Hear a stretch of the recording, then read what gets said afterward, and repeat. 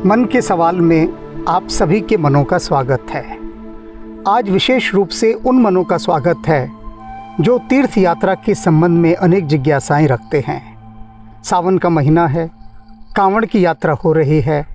अब इस यात्रा से जुड़े अनेक प्रश्न भक्तों के मन को आह्लादित कर रहे हैं, आंदोलित कर रहे हैं, उत्साहित कर रहे हैं।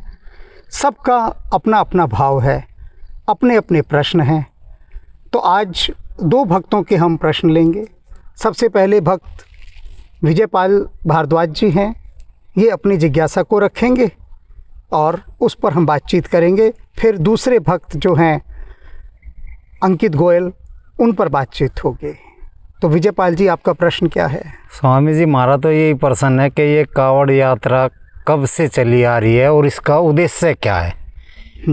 इसके पीछे क्या वो है? हाँ, विजयपाल जी ने जो प्रश्न पूछा, ये जिज्ञासाएं अनेक भक्तों की रही कि ये कांवड़ यात्रा वास्तव में होती क्यों है और कब से हो रही है। तो शास्त्रों में इस कथा का प्रमाण नहीं है जो मैं दे रहा हूँ, लेकिन ये लोक कथा के अंतर्गत कहा जाता है कि जब रावण ने कैलाश पर्वत को उठाया और भगवान शिव क्रुद्ध हो गए तो अपनी भूल का उसे एहसास हुआ। अपनी भूल का प्रायश्चित करने के लिए उसने गंगा जल लेकर भगवान शिव को अर्पित करने के लिए यात्रा आरंभ की, कांवड़ यात्रा। तो लोक कथाओं में इस बात को बहुत प्रबलता से माना गया कि तब से इस कांवड़ यात्रा की शुरुआत हुई। हमारे जो ऋषि समाज है उसकी सोच बहुत दूरदर्शी रही। एक जो दूसरा महत्वपूर्ण कारण कांवड़ यात्रा का रहा, आप देखेंगे कि ज़्यादातर ये जो कांवड़ यात्रा है ये गृहस्थ करते हैं, यानी घर के लोग हैं, बाल बच्चेदार हैं, परिवार हैं। अब एक व्यक्ति जो पूरा जीवन अपना संसार में लगाए हुए है, पूरा जीवन, अब संसार के बीच में वो कैसे परमात्मा की ओर जाए, कैसे साधना की ओर जाए, कैसे तपस्या की ओर जाए। जो बड़े बड़े योगी हैं, साधक हैं, वे तो नियमित साधना कर रहे हैं। आप देखिए, उनका जीवन ही साधनामय है। लेकिन जो सांसारिक है, अब उसके लिए सावन के महीने का हमारे ऋषियों ने एक बहुत सुंदर विकल्प रखा कि जो देवों के देव महादेव हैं, उन महादेव की साधना करने के लिए, क्योंकि देखिए भगवान शिव एकमात्र ऐसे देव हैं जो सदा साधनारत रहते हैं। बिल्कुल ओघड़ वस्त्र देखें उनके आप, बाकी सभी देवी देवता देख लीजिए, एक से बढ़कर एक आभूषण धारण किया हुआ है सारे देवी देवताओं ने।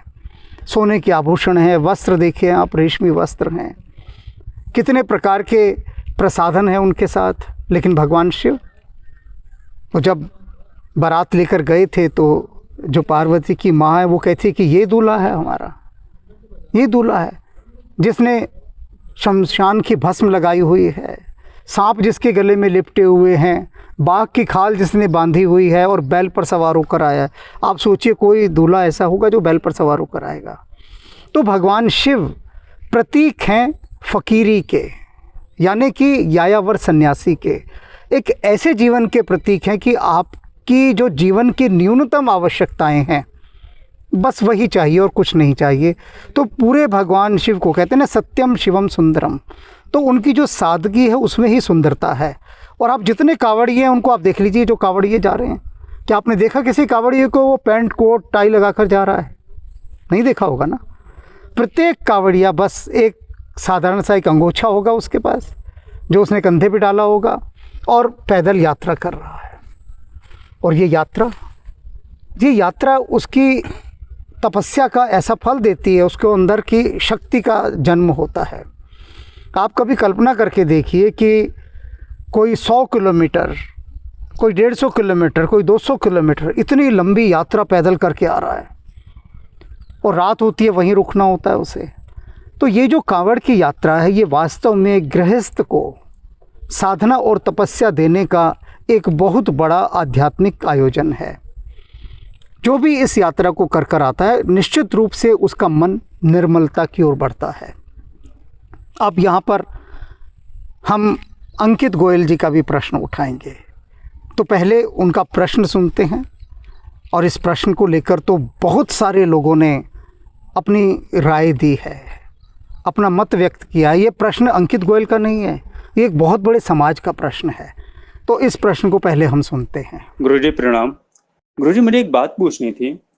जब भी ये कांवड़ यात्रा होती है तो हम देखते हैं कि लगभग हर साल ये कांवड़ यात्री कहीं ना कहीं उपद्रव करते हैं, गाड़ियों की तोड़फोड़ करते हैं, या फिर जो राहगीर होते हैं उनके साथ अभद्र व्यवहार करते हैं। कांवड़ यात्री ये कहते हैं कि हम जब कांवड़ लेके जा रहे थे तो फला आदमी हमसे या फला गाड़ी हमसे टच हो गई। तो गुरुजी, मैं सबसे पहले ये पूछना चाहता हूँ कि वाकई में ऐसा होता है कि जो कांवड़ यात्री आते हैं और उनसे कोई राहगीर टच हो जाए तो इससे कांवड़ यात्री की जो भक्ति या जो भी उसने मेहनत की है, श्रद्धा की है, वो उस वक्त वो नष्ट हो जाती है क्या? गुरुजी, ये प्रश्न मैं आपसे इसलिए भी पूछ रहा हूँ क्योंकि मुझे याद है कि मैंने आपका एक वीडियो देखा था और आपने कहा था कि ये लोग जो कांवड़ यात्री होते हैं, जब जो कांवड़ लेके जाते हैं और या फिर जो महादेव के नाम का उद्घोष करते हैं तो इनके अंदर एक ऊर्जा उत्पन्न होती है और ये उस ऊर्जा को संभाल नहीं पाते कभी कभी, और उसका प्रभाव ये होता है कि जगह जगह इस तरह के हंगामे हो जाते हैं। इसलिए गुरुजी मैंने आपसे ये प्रश्न पूछा। धन्यवाद गुरुजी। आपने सुना ये प्रश्न। इन्होंने कहा है कि कांवड़ यात्रा लेकर वो आए और इधर मैंने कहा कि उनका मन निर्मल हो जाता है। प्रश्नकर्ता पूछ रहे हैं कि उनकी कांवड़ से यदि किसी की गाड़ी टच हो जाए ज़रा सी भी, तो वहाँ पर जो हंगामा करते हैं, जो मारपीट होती है, हिंसा होती है, लड़ाई झगड़ा होता है, तो मेरी उस बात का क्या हुआ जो मैंने कहा कि मन पवित्र होता है, ऐसा व्यक्ति परम शांति से भर जाता है। यहाँ दो बातों को गहराई से समझिए कि जब वो साधक इतनी बड़ी यात्रा करके तपस्या का एक पूरा का पूरा अपने साथ जल का भंडार लेकर आ रहा है, तो उसके जल के भंडार में उसकी वो शक्ति समाहित हो जाती है, वो सारी की सारी शक्ति जो वो कांवड़ के साथ लेकर आया। अब कांवड़ का अर्थ भी जान लीजिए। कांवड़ संस्कृत का शब्द है कांवड़ रथी, उससे कांवड़ शब्द आया। कांवड़ कहते हैं एक ऐसा बांस, एक ऐसा डंडा जिसके दोनों तरफ जल डालकर, आपने देखा होगा पहाड़ों में या अन्य स्थानों पर जहाँ पर निर्माण कार्य चल रहा होता है, वहाँ पर मज़दूर जब जल लेकर जाते हैं पहाड़ों पर, तो बीच में एक बांस बांध लेते हैं और दोनों तरफ कनस्तर या कोई भी पात्र जिसमें समान रूप से वो लेकर जाते हैं, उसे कांवड़ कहते हैं। तो अब वहाँ से जल लाना है, इतनी लंबी यात्रा से लाना है, तो हाथों में तो उठा कर लाएंगे तो संभव नहीं है ना, तो उसको कांवड़ का रूप दिया जाता है। अब कांवड़ के कई नियम बना दिए गए। अब वो जो भक्त है वो नियमों में अटक जाता है। अब मानकर चलिए एक भक्त कांवड़ लेकर आ रहा है और किसी की गाड़ी भूल से उससे टकरा गई, उसकी कांवड़ वहाँ खंडित हो गई, सारा जल वहाँ गिर गया। अब भक्त को लगता है कि मेरी तो सारी तपस्या भंग हो गई। लगेगा ना कि जो इतनी दूर से यात्रा करके आया, अब इसका राज उसको नहीं पता, किसी को भी नहीं पता, सिर्फ मुझे पता है। मैं बता रहा हूँ कि जो जल लेकर वो आया और उसका जल किसी की भूल के कारण खंडित होकर कांवड़ का वहाँ टूट के गिर गया जल वहीं, अब वो क्या करे? इसको मैं जोड़ता हूँ श्री गुरु नानक देव जी की एक कथा के साथ। उनके पिता बड़े चिंतित थे कि ये करेगा क्या मेरा बच्चा, ये तो हर समय भक्ति में रहता है। तो उन्होंने कुछ पैसे दिए गुरु नानक देव जी को और कहा कि जाओ इसका व्यापार करके आओ। अब वो निकल गए। रास्ते में देखा तो कुछ साधु सन्यासी भूखे थे, उनको उन पैसों का भोजन करा दिया। लौट कर आए, पिता ने कहा भाई क्या सौदा करके आया? तो उन्होंने कहा जी मैं खरा सौदा करके आया हूँ, सच्चा सौदा। कि क्या सच्चा सौदा किया भाई, कौन सा खरा सौदा?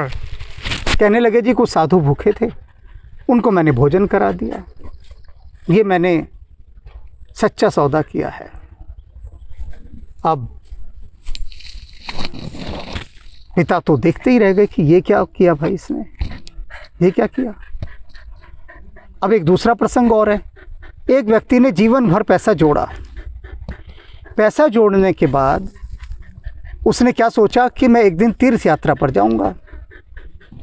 तो गांव वाले सब उसको विदा करने आए गांव के द्वार तक कि भाई ये तीर्थ यात्रा पर जा रहा है। बाजे वाजे के साथ खूब तीर्थ यात्रा का उसका ढोल बजा।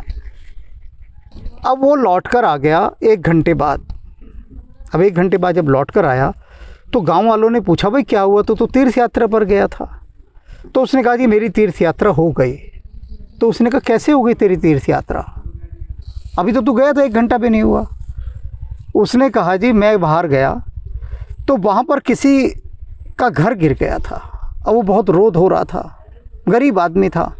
तो मेरी जितनी जमा पूंजी थी मैंने जो तीर्थ यात्रा के लिए रखी थी वो उसको दे दी कि ले भाई तू अपना घर बना ले, तेरे छोटे छोटे बच्चे वरना बाहर रहेंगे। अब यहाँ 2 प्रसंगों को ध्यान रखिए, मैं इसको कांवड़ से जोड़ कर चल रहा हूँ कि श्री गुरु नानक देव जी ने जो व्यापार के लिए धन दिया वो साधुओं को दे दिया, और वो व्यक्ति जो तीर्थ यात्रा के लिए जाना चाहता था उसने वो तीर्थ यात्रा पर ना जाकर सारा धन एक ज़रूरतमंद को दे दिया। भगवान शिव कहाँ चाहते हैं कि किस साधक का जल कहाँ चढ़े? भगवान शिव कहाँ चाहते हैं कि किस साधक को उसका जल चढ़े? ये बात समझने वाली है। ज़रूरी नहीं कि एक कांवड़ या जो कांवड़ का जल लेकर जा रहा है वो उसके गांव का जो शिव मंदिर है वहाँ पर ही चढ़े जाकर। भगवान शिव कहते हैं भाई तेरा जल मैं यहाँ स्वीकार नहीं करना चाहता, मैं चाहता हूँ कि रास्ते में कहीं तू मुझे जल चढ़ा दे। तो किसी की असावधानीवश भगवान की प्रेरणा से वो कावड़ उसकी वहीं खंडित हो जाती है और भगवान शिव का अभिषेक उसी जगह पर हो जाता है जहाँ वो कावड़ खंडित होती है, क्योंकि वो अनजाने में हुआ, जानबूझकर नहीं हुआ। अब ये राज कोई कांवड़िया नहीं जानता, कोई भी। कांवड़िए क्या सोचते हैं कि अगर उनकी कावड़ खंडित हो गई तो इसका मतलब उनकी सारी तपस्या बेकार चली गई, जबकि वे यह नहीं जानते कि जिस स्थान पर उनकी कावड़ खंडित हुई भगवान शिव चाहते थे कि भाई तेरी यात्रा बस हो गई पूरी, यहाँ तू मेरा जल चढ़ा दे, मुझे यहाँ जल चाहिए। सब जगह तो भगवान शिव विद्यमान है ना, तो किस कांवड़िए से उसका जल कहाँ चढ़वाना चाह रहे, कारण वो बहुत सारे बना लेते हैं, कितने ही कारण बनवा लेते हैं। अब भगवान राम से उन्होंने राक्षसों को मरवाना था, उनका नाश करवाना था, तो विधाता चाहता तो सीधा सीधा भी कर सकता था ना। भगवान राम का राज्याभिषेक होता, वे सेना लेकर जाते, वनों में जाते, राक्षसों को मार देते, लेकिन विधाता ने कहा नहीं, मुझे दूसरे ढंग से राक्षसों को मरवाना है। राम जी को वनवास दिलवाना है, वनवास में वो भटकेंगे, कष्ट उठाएंगे, उसके बाद राक्षसों से संघर्ष करेंगे। विधाता ने ये रास्ता सुना, तो भगवान शिव अपना जल अपने पर चढ़वाने के लिए बहुत सारे रास्ते चुनते हैं। वो तो जिसकी कांवड़ जहाँ खंडित हो रही है, जिसे वो मान रहा है कि तपस्या भंग हो गई, नहीं, यही तो रहस्य है सबसे बड़ा जिसे समझना है। रहस्य यही है कि भगवान शिव उसकी पूजा को उस स्थान पर स्वीकार करना चाह रहे हैं और उसे नतमस्तक होकर कहना चाहिए कि जैसी हे महादेव आपकी इच्छा, आप चाहते हैं कि आपका जल यहाँ चढ़े तो चढ़ गया, और उसके बाद उसी जगह से जहाँ कावड़ खंडित हुई है वहीं से उसी स्थान का जल भर के घर पर ले आएँ। घर में गंगा जल होता है, 2 बूंद डाली, वो वही फल देता है, वही फल देगा, क्योंकि आपका जो भाव था उसको भगवान शिव ने उस स्थान पर ग्रहण कर लिया। तो इस बात को आप सदा ध्यान रखें। कहते हैं ना सब भूमि गोपाल की, तो भगवान जहाँ चाहते हैं वहाँ पर वे अपना भाग ले लेते हैं, जहाँ उनको चाहिए। आपके हिसाब से थोड़ी ना चलेंगे भगवान कि आप चाहेंगे कि हरिद्वार से आप जल भर कर आए और आपके गांव के शिवलिंग पर वो चढ़े, नहीं चाहते वे चाहते हैं मैं बीच रास्ते में यहाँ पर वो जल चढ़ाए, तो वो खुद चढ़वा लेते हैं। और इसे करके देखें आप, और पाएंगे कि जो शक्ति आपने अर्जित की थी, जो पुण्य अर्जित किया था, यदि आप नतमस्तक होकर भगवान शिव की इच्छा को स्वीकार करके और अपने गांव आ जाते, वहीं से दूसरी कांवड़ भर लेते हैं, तो फिर देखिए आपके जीवन के अंदर जो भगवान शिव की जो कृपा का प्रसाद है वह कैसे बरसेगा।